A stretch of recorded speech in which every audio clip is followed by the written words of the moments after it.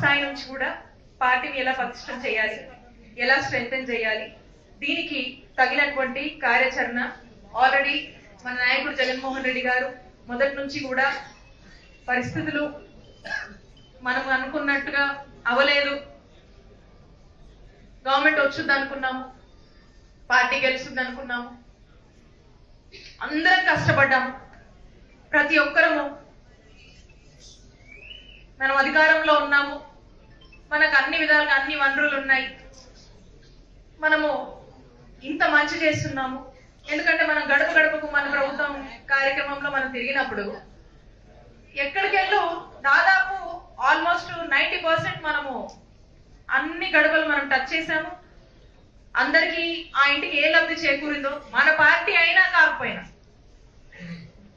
మనం వెళ్ళి ఆ ఇంటికి వెళ్ళి ఆ తలుపు తట్టి ఆ జరిగినటువంటి మంచిని ఆ బ్రోషర్స్ ఇచ్చి మీకు ఇంత జగన్మోహన్ రెడ్డి గారి ప్రభుత్వంలో మా జగనన్న మీకు ఇంత మేలు చేశారమ్మా అని చెప్పి ప్రతి ఇంటికి తలుపు తట్టి మనం అందరినీ కూడా కలుసుకొని ఆ చేసినటువంటి మంచిని మనం ఎక్స్ప్లెయిన్ చేస్తాం. మన అందరికి కాన్ఫిడెన్స్ వచ్చింది.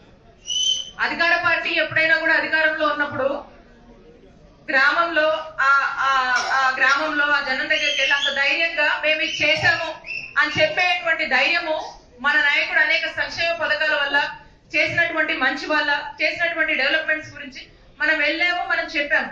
అప్పుడు మనకు ఆ కాన్ఫిడెన్స్ వచ్చింది.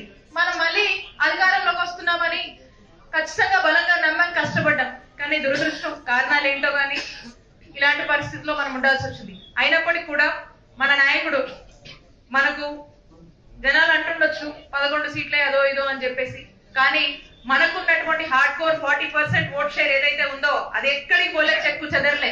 మీ అందరి అభిమానం, మీ అందరి తోడు, మీ అందరి ఆప్యాయత, ఇప్పుడు కూడా ఇన్ని ఇబ్బందులున్నా, ఇన్ని కష్టాలున్నా, ఇన్ని కేసులు పెట్టినా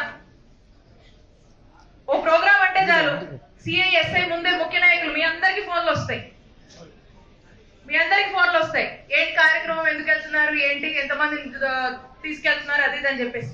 అయినా నేను చూస్తా ఉన్నా ఎక్కడ మన పల్నాడులో మా నియోజకవర్గాల్లో ఈ ఫోన్లు చేసుకున్నా బెదరలేదు. ఏదో దారి వెతుక్కొని ప్రోగ్రామ్ కి ఖచ్చితంగా అటెండ్ అయ్యారు. అది వైఎస్ఆర్ కాంగ్రెస్ పార్టీ పల్నాడు జిల్లాలో అంటే